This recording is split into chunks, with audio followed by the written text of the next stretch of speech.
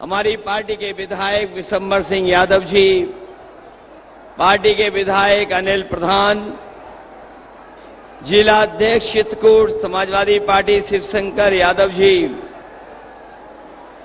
Congress party के जिला अध्यक्ष लालू दुबे जी, हनुमान दास राजपूत जी, पूर्व विधायक वीर सिंह पटेल जी, समाजवादी पार्टी से प्रत्याशी रही किरण वर्मा जी, कुशल पटेल जी, ईशान सिंह बांदा से समाजवादी पार्टी के प्रत्याशी रहे और मंच पर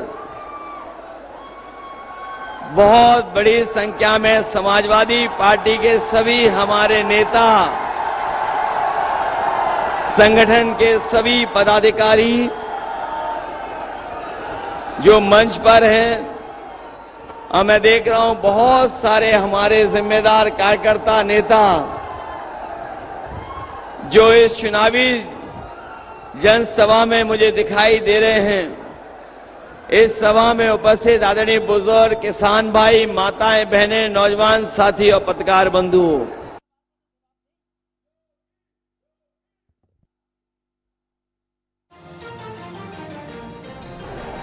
मैं सबसे पहले इस चुनावी जनसभा में उपस्थित आप सबका मैं बहुत बहुत धन्यवाद और आभार प्रकट करना चाहता हूं।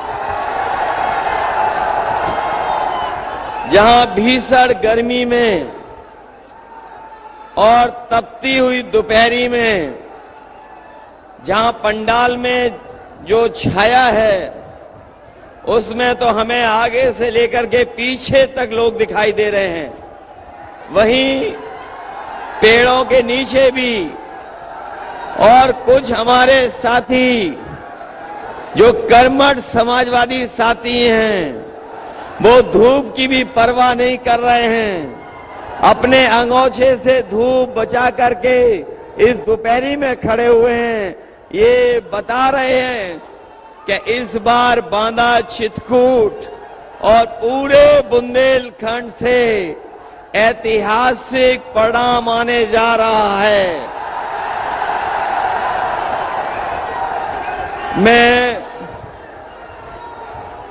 अभी कुछ दिन पहले उरई जालौन लोकसभा में वोट मांग करके आया हूं। उसके बाद हम लोगों ने इंडिया गठबंधन की रैली, जिसमें कांग्रेस पार्टी के नेता राहुल गांधी जी भी थे, वो झांसी में कार्यक्रम किया।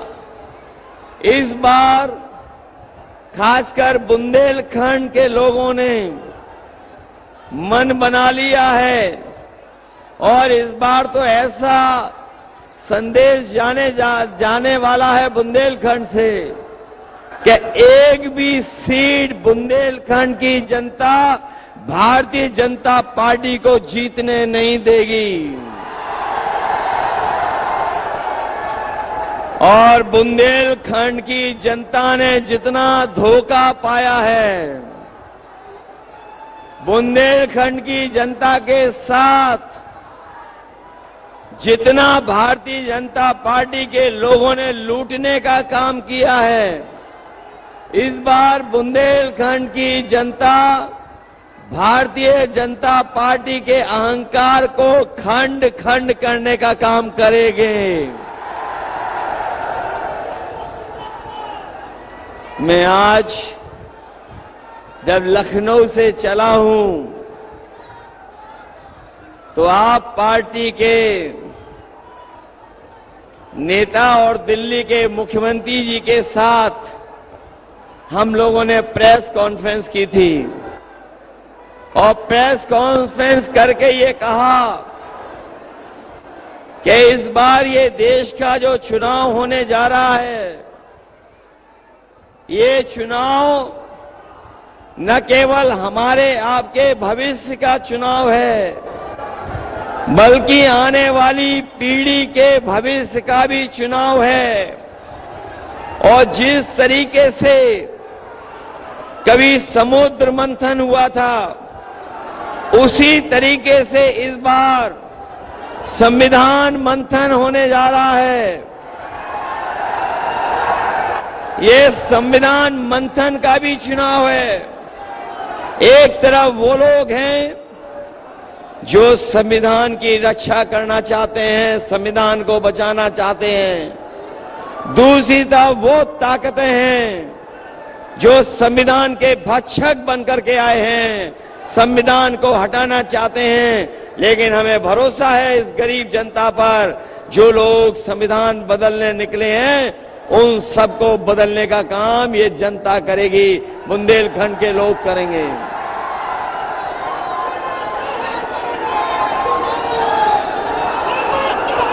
ये 4 चरण का चुनाव हो चुका है।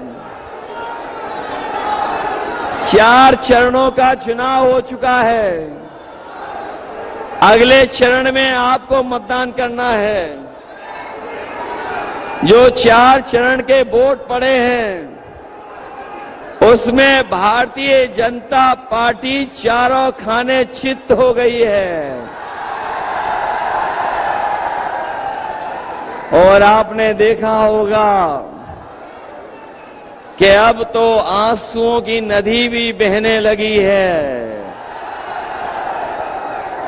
और सुनने में ये भी आ रहा है कि न केवल खतरे के ऊपर बह रहा है आंसुओं का पानी, बल्कि इस बार जनता इनका हिसाब किताब करने भी जा रही है। क्योंकि 10 साल दिल्ली के सरकार के और 7 साल उत्तर प्रदेश की सरकार का हिसाब किताब लेना है। ये केवल दिल्ली के 10 साल का हिसाब किताब नहीं लेना है, दिल्ली के 10 साल और उत्तर प्रदेश की सरकार के 7 साल का हिसाब किताब लेना है। बताओ हमारे बुंदेलखंड के किसान भाइयों, इन्होंने वादा किया था कि किसानों की आय दोगुनी हो जाएगी। किसी भी किसान भाई के फसल की पैदावार की आय दोगुनी हो गई हो तो बताएं हमें किसान भाई। और जिस तरीके से लागत बढ़ी है, महंगाई बढ़ी है, बताओ डीजल, खाद, कीटनाशक दवाइयां और जीएसटी लगा करके हमारे किसानों की हर जरूरत की चीज इन्होंने महंगी कर दी। न केवल महंगाई बढ़ाई इन्होंने, हमारे किसान भाई जानते होंगे इन्होंने खाद की बोरी से भी चोरी कर ली। खाद की बोरी से चोरी, और केवल 5 किलो नहीं, अब तो 10 किलो की चोरी कर दी। बताओ 10 किलो की चोरी हो गई कि नहीं हो गई? ये वही भाजपाई हैं जिन्होंने हमारे किसानों को जबरदस्ती नैनो यूरिया भी खरीदवा दी, और नैनो यूरिया खरीदवा करके इन्होंने कहा था कि किसानों की पैदावार बढ़ जाएगी। डीएपी तभी मिलती थी जब आप नैनो यूरिया खरीदते थे। लेकिन आज न नैनो यूरिया ने फसल की पैदावार बढ़ाई, न किसानों की खेती में सुधार लाए, न उनकी पैदावार बढ़ी। और सुनने में तो आ रहा है कि जिस तरीके से बड़े बड़े उद्योगपति बैंकों का पैसा लेकर के भाग गए थे भारत छोड़ करके, ये नैनो यूरिया बनाने वाले भी भारत छोड़ करके चले गए हैं।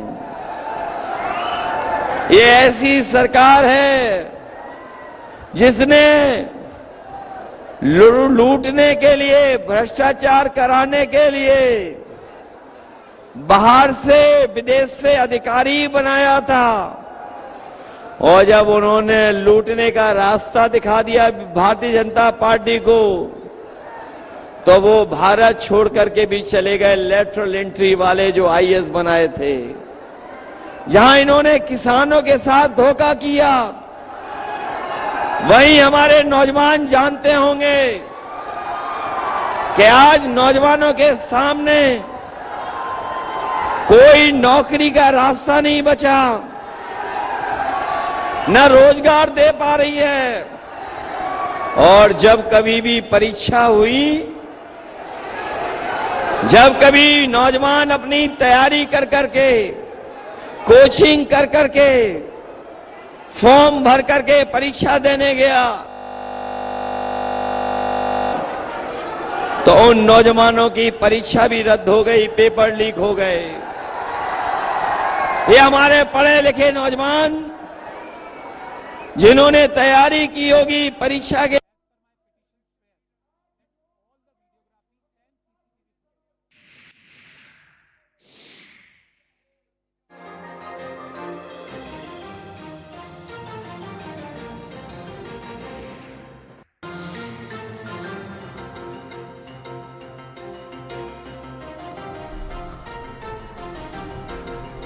वहीं सपा के महासचिव